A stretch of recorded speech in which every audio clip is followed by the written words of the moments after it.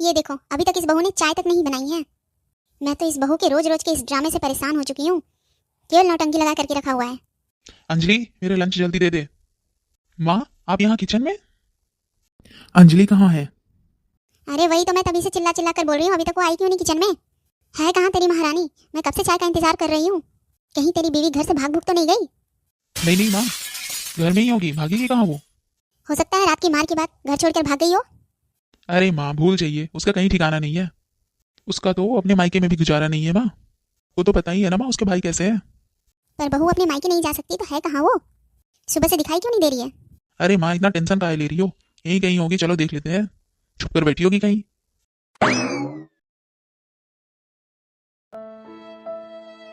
हे भगवान, मुझे कुछ भी समझ नहीं आ रहा है, मैं क्या करूं? आपने मुझे कैसा जानवर पति दे दिया है।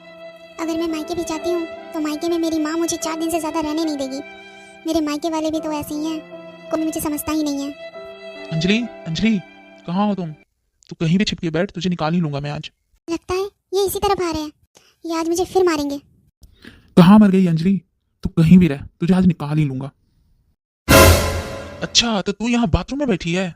रात की पिटाई भूल गई है शायद। तू यहाँ बैठ के कर क्या रही है? सूरज सर पे चढ़ाया है तो किचन में अभी तक क्यों नहीं पहुंची? मेरी माँ कब से चाय का इंतजार कर रही है, मैं कब से नाश्ते का इंतजार कर रहा हूँ, और तुम? आ ये क्या कर रहे हैं आप? पैर हटाइए, मुझे दर्द हो रहा है। अगर तू अभी के अभी यहाँ से नहीं उठी तो रात की तरह फिर कुटेगी। मुझे छोड़ दीजिए, आप जैसा बोलोगे मैं वैसा कर लूंगी। चल जा, किचन में जाके नाश्ता बना मेरे लिए और मेरी माँ के लिए चाय। जी मुझसे तो काम ही नहीं हुआ जा रहा है, तो मैं नाश्ता कैसे बनाऊंगी? अच्छा, तेरे से काम नहीं हुआ जा रहा है? रुक, मैं बताता हूँ। छोड़ दीजिए, मुझे दर्द हो रहा है, छोड़ दीजिए। जबान लड़ाती है तू मेरे से। मुझे छोड़ दीजिए, माँ जी बचाओ। आ आज तुझे मुझसे कोई नहीं बचा सकता। मैं तो कहती हूँ बेटा, आज इसकी मार मार के हड्डी पसली एक कर दे। मुझे मत मारिए, मैं आपके आगे हाथ जोड़ती हूँ। इसे आज छोड़ना मत बेटा। आप बिल्कुल ठीक कह रही है माँ, अब यही करना पड़ेगा इसके साथ। माँ जी, आप ये क्या कह रही हैं?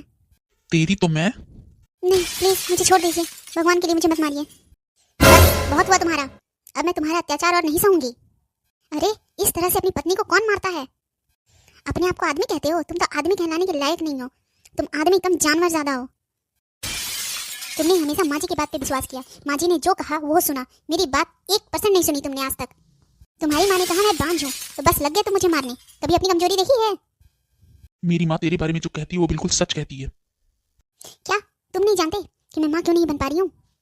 और वैसे भी अब तुम जानो या ना जानो, पर मैंने भी अब एक फैसला कर लिया है कि मुझे तुम्हारे साथ रहना ही नहीं है।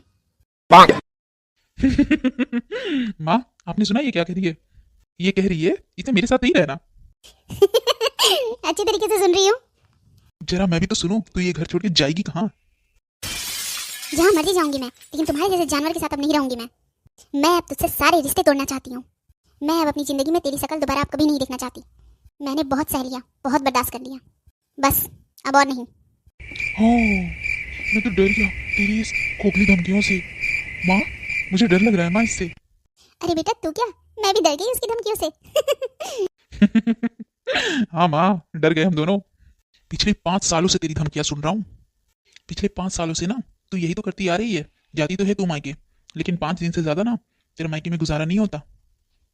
और ये बता मुझे, इस बार ऐसा हो क्या गया है जो तू अपने मायके चली जाएगी? तो धमकी दे रही है मुझे? और तो और, क्या वहां तेरे स्वागत के लिए सब खड़े हैं? अरे तेरा तो चेहरा भी नहीं दिखना चाहते बोलो।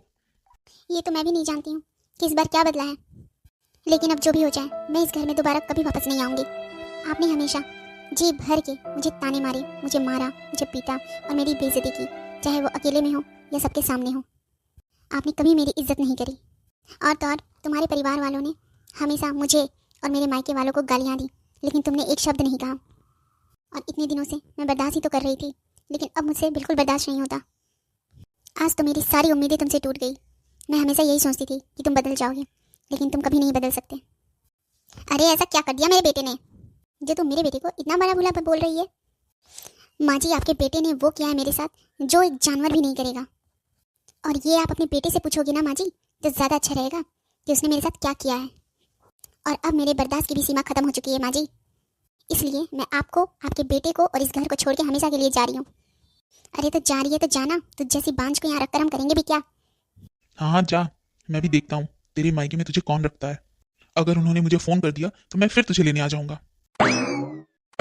आपने इसकी हिम्मत देखी माँ, मुझे छोड़कर चली गई। पर बेटा मुझे तो ये बता कि बहू तुझे जानवर क्यों कह रही थी? मुझे तो यही समझ में नहीं आ रहा है। ऐसा क्या हुआ है तुम दोनों के बीच में जो मुझे नहीं पता? अरे नहीं नहीं माँ, ऐसी कोई बात नहीं है। आप भी मुझ पे शक कर रही है। अरे नहीं नहीं, तुझ पे शक नहीं कर रही हूँ। माँ होने के नाते मेरा हक था तुझे ये पूछना, इसीलिए मैंने पूछा।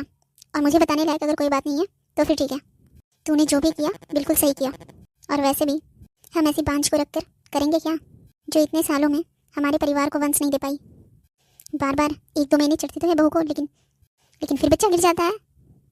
मुझे तो लगता है ये डायन है, डायन जो अपने बच्चों को बार बार खा जाती है। कहीं ये अंजलि मेरा सच किसी को बता ना दे। अगर ये पुलिस में चली गई तो तब तो मेरी बैंड बच जाएगी। नहीं नहीं, अंजलि पुलिस में नहीं जा सकती। और अगर चली गई तो मैं क्या करूँगा? खैर, मैं इतना क्यों सोच रहा हूँ, ऐसा बिल्कुल नहीं होगा। उसकी इतनी हिम्मत ही नहीं है। पर उसने अगर अपने मायके में कुछ बता दिया तो? नहीं नहीं, अपने मायके में भी वो कुछ नहीं बता सकती। बात ही कुछ ऐसी है, मतलब वो हमारी पर्सनल बातों को दुनिया में थोड़ी बताते फिरेगी, और अपने मायके में वो तो बिल्कुल भी नहीं बता सकती। मैं भी ना फालतू में इतना टेंशन ले रहा था। उसकी कहाँ इतनी हिम्मत जो ये सब करेगी। मैं यहाँ आ तो गई हूँ, लेकिन पता नहीं मेरी माँ और मेरे भैया यहाँ पे मुझे रहने देंगे या नहीं। कहीं वो मुझे यहाँ से जाने के लिए ना बोल दें। और अगर ऐसा हुआ तो फिर मैं कहाँ जाऊँगी? ला ला ला ला ला। ये क्या? ये तो अंजलि दीदी है, वो भी इस हालत में। माँ जी, माँ जी, माँ जी, देखिए तो कौन आया है। अरे क्या है, इतना क्यों चिल्ला रही थी? वो माँ जी देखिए ना कौन आया है, वो भी इस हालत में। अंजलि दीदी आई हैं। अरे अंजलि, तू फिर से आ गई, वो भी इस हालत में? क्या हुआ, दामाद जी ने फिर मारा तुझे? जरूर इस बार भी तेरी ही गलती रही होगी, तूने ही कुछ किया होगा, इसीलिए दामाद जी को तुझ पर हाथ उठाना पड़ा और तू हमेशा की तरह फिर से मुंह उठा के अपने मायके चली आई। अरे सावित्री, तू ये क्या कर रही है? बेटी की हालत नहीं दिख रही है? पहले उसे अंदर तो आने दे, उससे पूछ तो सही है आखिर बात क्या है।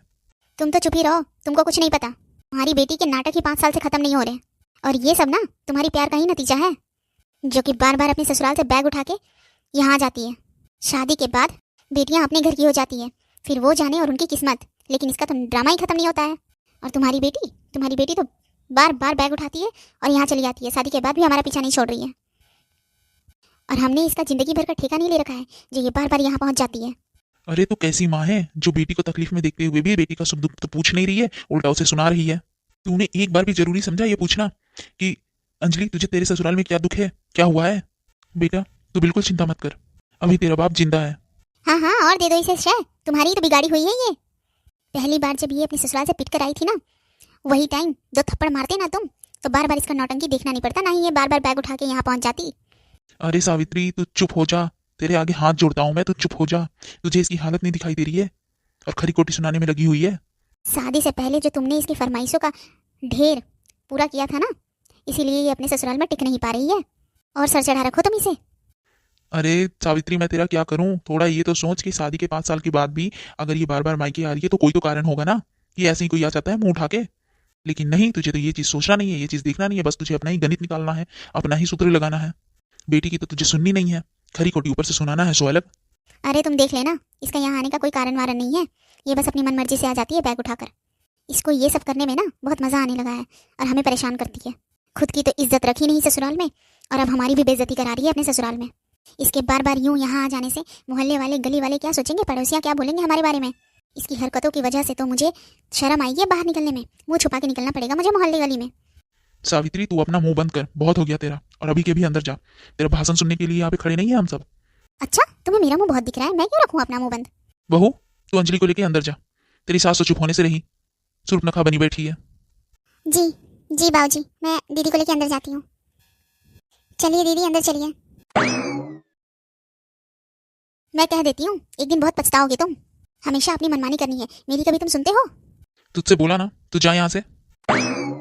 मेरी बेटी को इस घर में समझने वाला कोई नहीं है। अगर शादी के बाद ससुराल में कोई दिक्कत होगी और मायके में जगह नहीं मिलेगी बेटियों को, तो बेटियां जाएंगी कहाँ? जरूर कोई बहुत बड़ी बात है, तभी अंजलि इतनी दुखी है और ऐसी हालत में आई है। और मैं जब भी उससे बात करता था और जब भी उसके घर परिवार उसके बारे में पूछता था तो वो टाल मटोल करने लगती थी। लेकिन इस बार मैं जान के ही रहूंगा कि असली वजह है क्या। लेकिन इस बार मैं जान कर रहूंगा आखिर हुआ क्या है। हर बार पूछता हूँ तो वो रोने लगती है, लेकिन इस बार कुछ ज़्यादा ही सीरियस मामला है। शायद इस बार कुछ बता दे, मैं कुछ जान पाऊंगा तभी तो कुछ कर पाऊंगा ना। लेकिन पता नहीं वो डर से बताएगी कि नहीं। पहले भी आ चुकी है लेकिन पहले भी उसने कुछ नहीं बताया था। इस बार भी फिर से पूछने की कोशिश करूंगा मैं।